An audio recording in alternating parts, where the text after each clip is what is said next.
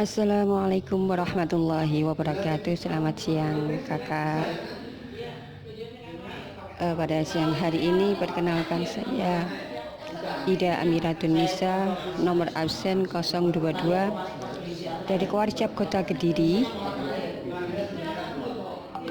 dan ada di kelompok Nusantara 9. Perkenankan saya akan mempresentasikan hasil tulisan saya yang saya beri judul Bayang-Bayang KPD Jatim 2020. Bismillah, alhamdulillah, wassalatu wassalamu ala rasulillah Muhammadin sallallahu alaihi wasallam wa ala alihi wa ashabihi wa mawalah. Segala puji bagi Allah yang telah melimpahkan semua karunia-Nya sehingga kita dapat bersua dalam KPD Jatim 2020 ini.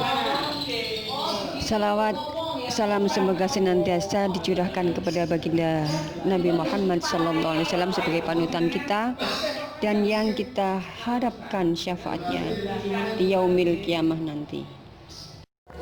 Baik, kita lanjutkan.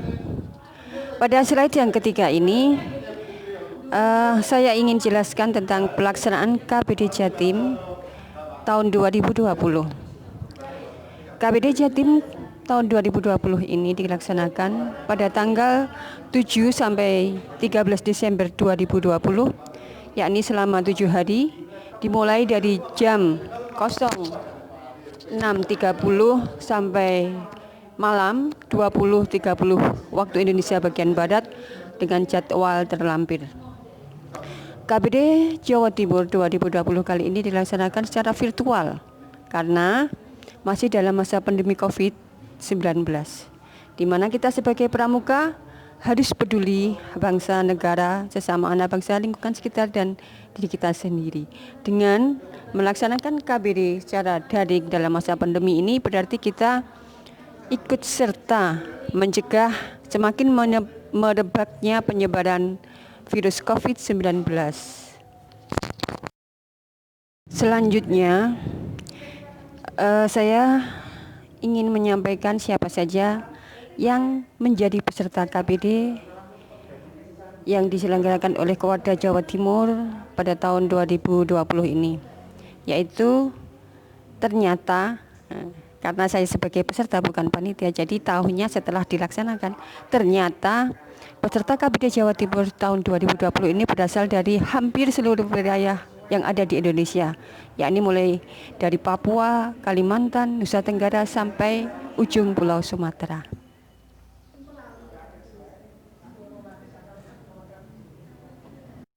Kita lanjutkan, apa saja kebaikan KPD Jatim 2020 yang dilaksanakan pada masa pandemi. Kebaikan-kebaikan itu diantaranya adalah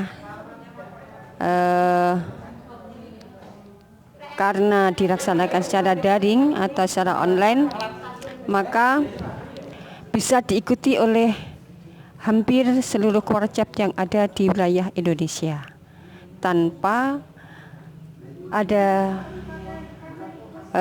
kendala yang berarti, ya.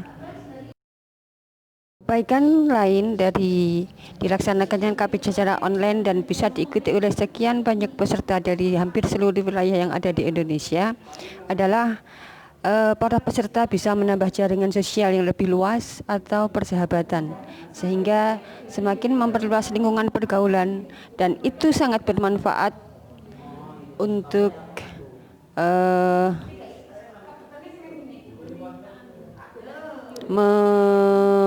mendatangkan sumber-sumber kemakmuran baru yang tentunya lebih besar manfaatnya dibanding hanya sekedar mencapai tujuan KPD itu sendiri. Dengan teori kekayaan yang ada di dalam buku Sadar Kaya yang ditulis oleh Bapak Mardiko Wawik yang beberapa waktu terakhir ini sangat viral di media sosial, beliau menulis di dalam bukunya diantaranya menyampaikan pesan bahwa bertambahnya kenalan-kenalan atau kawan-kawan baru itu akan meningkatkan sumber-sumber kekayaan atau kemakmuran seseorang. Saja hal ini sesuai dengan kalau yang muslim ya, sesuai dengan sabda baginda Rasulullah Muhammad SAW di dalam hadisnya yang diriwayatkan oleh Imam Bukhari. Bunyi hadis itu adalah man sarrahu ayyabsutallahu fi rizqi wa ayyun sa'alahu fi athari falyasil rahimah, rawahul Bukhari. Yang artinya bahwa siapa saja yang senang diberi lebih baik, lebih banyak kemakmuran atau wealth dan umur panjang, maka dia harus menjalin hubungan baik dengan orang tua dan saudaranya. Di mana saudara itu adalah ya, ada saudara seagama, saudara setanah air, saudara sesama makhluk Allah atau makhluk hidup, yaitu sesama manusia dan makhluk-makhluk yang lain. Selain persebaran wilayah dari para peserta, yang perlu saya jelaskan pula di sini yaitu tentang usia yang ditentukan oleh panitia minimal 28 tahun, maksimalnya tidak ya. Tetapi rata-rata kalau saya amati ya usia antara 28 tahun sampai usia 50 tahunan. Apa artinya? Tentu mereka adalah orang-orang yang lahir antara tahun 90-an sampai tahun 60-an ya, bukan 50-an, 60-an. Tahun 90-an sampai tahun 60-an sampai tahun 90-an. Artinya sebagian besar dari mereka bukanlah orang milenial atau kaum milenial, tetapi menjadi pembina dan pembimbing bagi kaum milenial, yang mana sangat menjadi ciri, sangat dikenal atau menjadi ciri kaum milenial adalah serba digital. Era milenial itu era yang serba digital, sehingga para pembina yang bukan milenial itu harus mampu menyesuaikan diri dengan era digital atau era milenial yang sudah merebak di segala bidang kehidupan. Maka para pembina harus menguasai minimal operasional dari IT agar tidak menjadi usang atau ketinggalan zaman.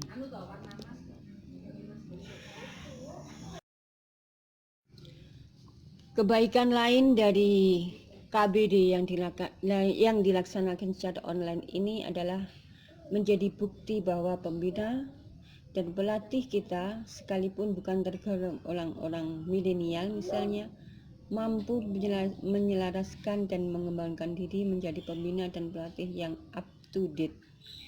Ini adalah merupakan nilai plus yang menjadi indikasi besar bahwa bangsa kita, bangsa Indonesia,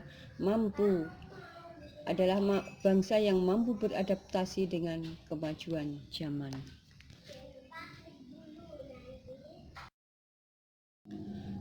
Bukan saja menjadi bangsa yang mampu menyesuaikan diri dengan perkembangan zaman, yang artinya itu adalah bangsa yang mengikut atau pengikor. Bahkan ke depan kita berharap penuh bisa menjadi bangsa yang memimpin, bangsa perintis yang terdepan melebihi bangsa-bangsa lain di dunia ini.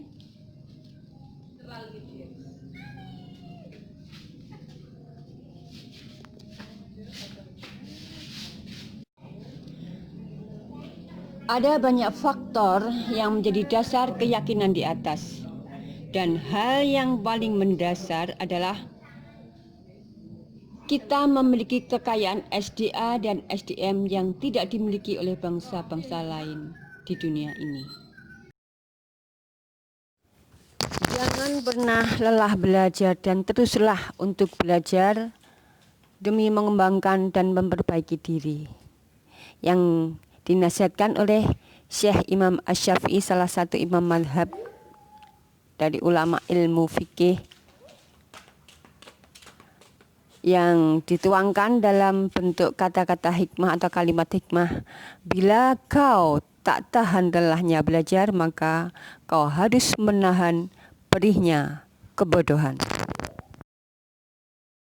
Belajar dan terus belajar itulah salah satu hal yang harus dilakukan oleh bangsa kita demi mencapai harapan dan keyakinan yang sudah kita sampaikan tadi. Nah, di samping hal-hal baik yang sudah saya sampaikan di atas, tentu ada sisi lain yang membuat suram dalam pelaksanaan KBD Jawa Timur tahun 2020, yang tentu saja kita lihat dari sisi peserta. Tentu saja hal yang suram ini patut kita tahu. Untuk apa? Agar bisa kita carikan solusinya sehingga tujuan pelaksanaan KPD ini dapat dicapai dengan sebaik mungkin.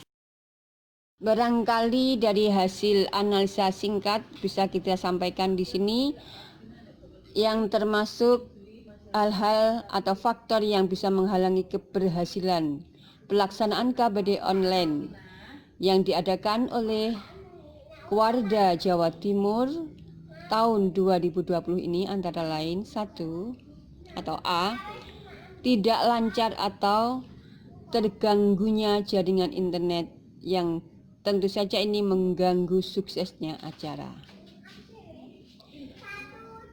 Nah, kita beberapa kali sudah menyaksikan atau melihat sendiri ya, teman-teman kita dari beberapa daerah, bahkan tidak hanya dialami oleh peserta tapi juga sebagian dari panitia, ibu atau bapak panitia kita ya, yang mungkin jaringan internet di tempat tinggal beliau terganggu sehingga sedikit terhambat lancarnya pelaksanaan KBD kita.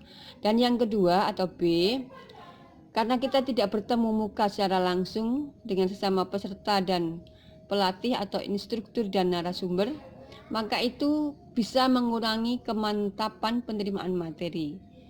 Di samping juga mengurangi keakraban dengan sesama peserta atau antara peserta dengan para pelatih, narasumber atau instruktur. Dan yang terakhir atau C, hambatan atau hal-hal yang bisa menghalangi lancarnya atau suksesnya pelaksanaan KBD online kali ini adalah dimungkinkannya terjadi, yaitu contoh seperti peserta yang mengikuti Zoom meeting dengan setengah hati atau tidak fokus.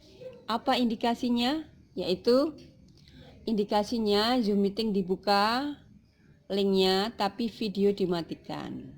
1. Atau yang kedua, link Zoom meeting dibuka dan ditampilkan foto peserta tapi tidak tampak peserta yang sebenarnya. Hanya foto saja yang dipasang yang tampak seperti patung tanpa gerak, tanpa ekspresi.